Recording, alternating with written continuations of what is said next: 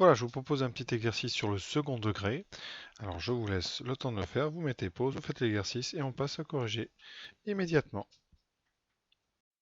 Alors la première question est intéressante, puisque c'est une question qu'on retrouve dans beaucoup de sujets de seconde, de première et de terminale, c'est comment traduire l'appartenance d'un point à une courbe. Bon, eh bien le point A, donc de coordonnées 1, 1, appartient à la courbe de la fonction f. Donc ici, la parabole, ça équivaut à dire donc que l'image 1 correspond à l'ordonnée 1. Ça veut dire que pour la fonction f de 1 est égal à 1. C'est-à-dire que l'image de l'abscisse, c'est l'ordonnée. Pour le point 0, alors là, c'est un peu...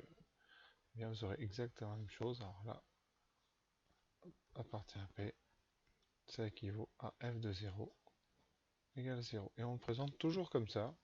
Et après, vous remplacez dans l'expression de f. Ici, vous aurez a plus b plus c qui vaut 1. Et ici, donc 0, a fois 0 plus b fois 0 plus c égale à 0. Conséquence, A et O sont sur la parabole, si et seulement si les deux équations, voilà, vous avez votre système ici, c égale 0, et A plus B plus C égale 1. Voilà la première question. Donc je rappelle la chose importante, c'est que un point A de coordonnées x, A, y, A appartient à la courbe de la fonction f, si et seulement si l'image xa est égale à ya. Voilà, c'est la chose à retenir de cette question A. Maintenant, on va essayer d'utiliser ce système pour avancer sur la connaissance de la fonction f.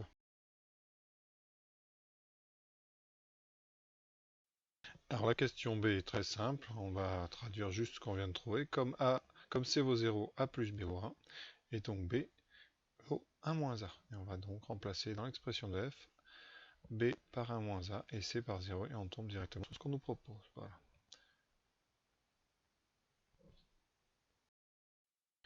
Voilà, donc P coupe la des abscisses, ça équivaut pour la fonction f à f de x égale 0. Donc on va résoudre f de x égale 0. F de x égale 0, c'est donc ax2 plus 1 moins a égale 0.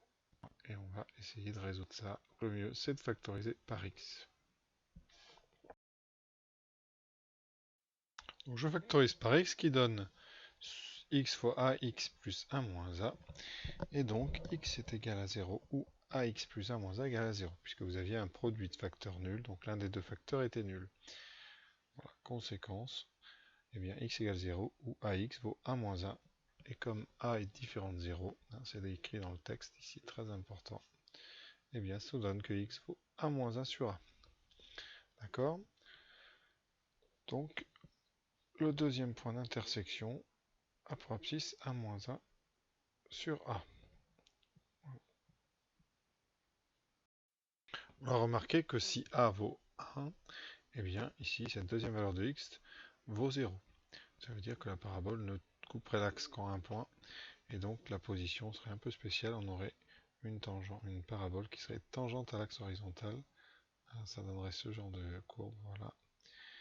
Alors, si a égale 1, qu'est-ce que donne f de x? Si a égale 1, f de x vaut donc x carré tout court, puisque si a vaut 1, à cause de cette ligne ici, b vaut 0. Et comme c vaut 0,2, donc il n'y aurait qu'une intersection avec l'axe des abscisses.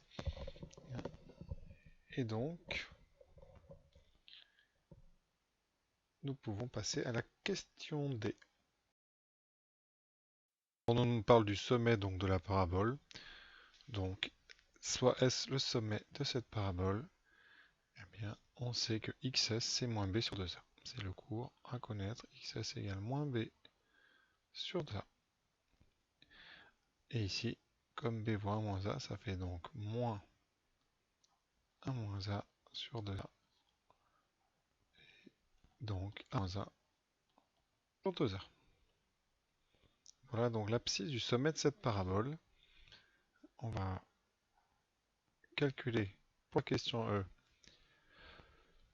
Donc on vous demande de montrer que le sommet ne se trouve jamais sur la droite d'équation x égale 0,5. Donc on va essayer de voir. Est-ce que xs peut être égal à 0,5? Et donc on va résoudre 1 moins 1 sur 2a égale 0,5. Voilà, on résout.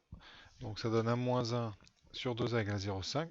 Comme a est différent de 0, on peut faire un produit en croix. On peut multiplier tout. En fait, toute l'égalité, on va la multiplier par 2a, qui est un nombre non nul. D'accord? Et on obtient 1 moins 1 égale 0,5 fois 2a. Et 0,5 fois 2a, ça fait a. Donc après, vous avez a des deux côtés.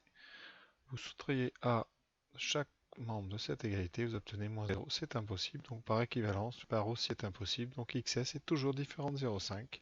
Conséquence, le sommet ne se trouve jamais sur la droite d'équation x égale 0,5, qui est une verticale.